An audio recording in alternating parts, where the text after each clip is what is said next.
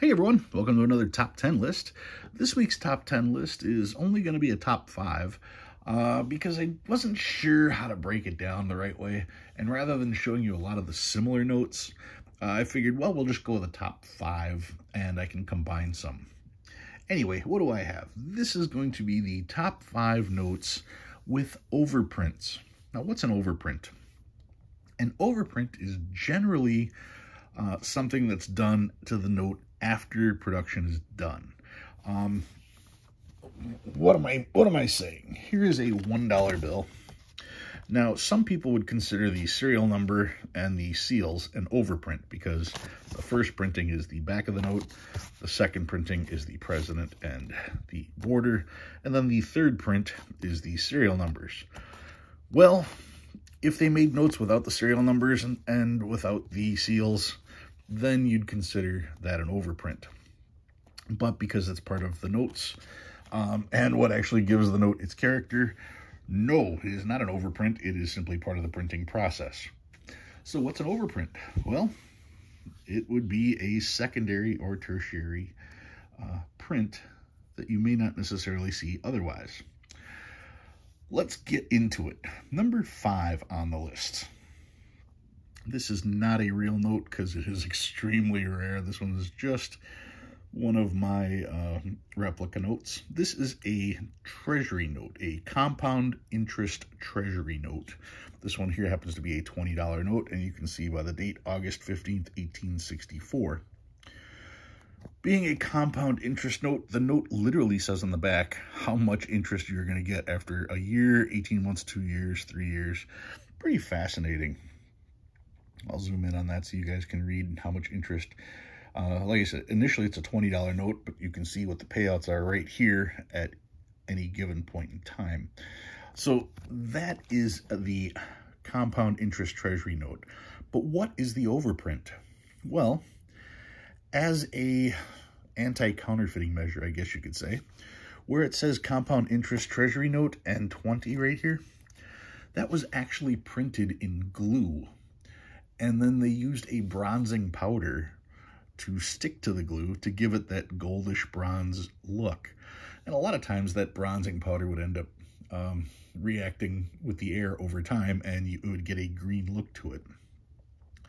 So all of the compound interest treasury notes had that bronzing powder third print or overprint added to them like that, just for the counterfeiting aspect of it. So that one is number 5 on the list. Number 4. Number 4, we are going to go with fractional currencies. Now, fractional currencies actually had 2 overprints. Some of them had overprints like this one here, which was done the same way. This particular one is a 3rd issue spinner fractional specimen note. That's why the overprint is still beautiful, because it was a specimen, it was well preserved. You can see that, once again, the bronze portion of this was printed in glue, and the bronzing powder was then applied to it to give it that look. Now, not all fractionals had the glue and the bronzing powder used. Some of the fractionals had overprints like these here. These are also specimen notes. And you can see the overprint of 25 on the back of each of these. Once again, not part of the original printing, but printed after the fact, added to the page.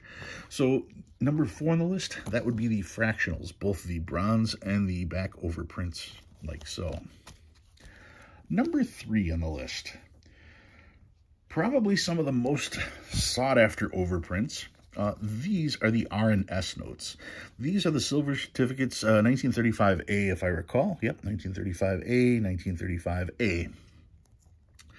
Now, the government was aware of a problem with the coding on notes. And what would happen is, as notes would get old and used, the notes would split because the coding kept the fibers together, but not the front and back. Anyway, so they did an experiment. And what they did was they took 1,000,000 notes and put R on it for regular. And they took another 1,000,000 notes and put S on them for special. The special notes used a special coating on the notes. And they were going to put them in circulation and compare the wear. The problem is when you do an overprint like an RS like this, people notice. And because they noticed, people treated these notes differently. In fact, many of these notes were kept by collectors.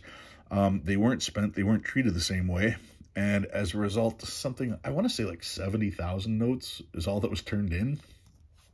Something like that. I recall a number like that from one of the stories. But there was no way that they could conduct the experiment to determine if the wear changed at all. So the experiment failed miserably. That doesn't change the fact that the R and the S overprints are high demand collectible notes. Like I said, there's only 1 million to start with. Many of them were turned in, and yeah, if you can spot some of these in good condition, they can run you a few hundred now. I was lucky to get these for about 70 a piece, and yeah, they're much tougher now. Anyway, those are the R and the S notes. That is number 3 on the list. Number 2, one of the more famous overprints. This is a 1934A $20 note. It is a Federal Reserve note, and the overprint on this is the Hawaii overprint. You can see how it says Hawaii here and here, and if you look at the back, it also has Hawaii on the back as well. This was emergency currency for World War II, just in case Japan ever invaded Hawaii.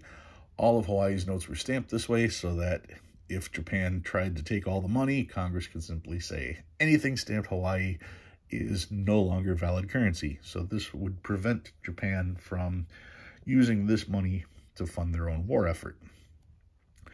Aside from having the brown seal, the 2 Hawaii stamps here and on the back, those overprints is what made this such a famous note. In contrast, they also had emergency currency for North Africa, and rather than putting any designation, they simply changed the color of the seal. The North Africa notes have a yellow seal, but nowhere on them do they say North Africa. So only the Hawaii emergency notes have the actual overprint. So that is number 2. And number 1 for this week. One of my favorite notes, this is the $10,000 gold certificate. Now, I've told the story about this one surviving the fire. All of these are obsolete. All of these are no longer redeemable. Any gold certificate cannot be redeemed.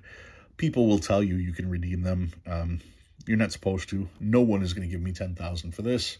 And that's all the proof I need that gold certificates are no longer worth face value. Granted, most gold certificates are worth much more than face value. This one isn't. Wish it was. Anyway, the overprint on this note is right here. The note was originally printed to say it is hereby certified that $10,000 have been deposited with the, and if I hold it up to the light, you can see through that, it says Assistant Treasurer. But they then did an overprint on the note to block out assistant, so it just says the treasurer. Now, I don't know why they felt the need to block out assistant treasurer on there. Granted, most people don't even notice that to begin with. I think even fewer people would notice that it said assistant treasurer and make any kind of stink about that at all. But, needless to say, that's what they did. They blocked out assistant on there as an overprint and simply went with treasurer. Now, I'm assuming that's an overprint because, like I said, if you look, you can see through it. So it is printed on there correctly. They definitely did something underneath there.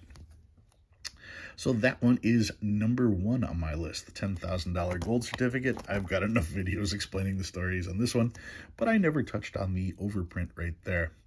Anyway, that's what I've got for you guys this week. If you learned anything new, go ahead and hit that like button. If you like what you see and you want to see more, please subscribe. I love reading all your comments. Guys, thanks for watching. I'll see you next time.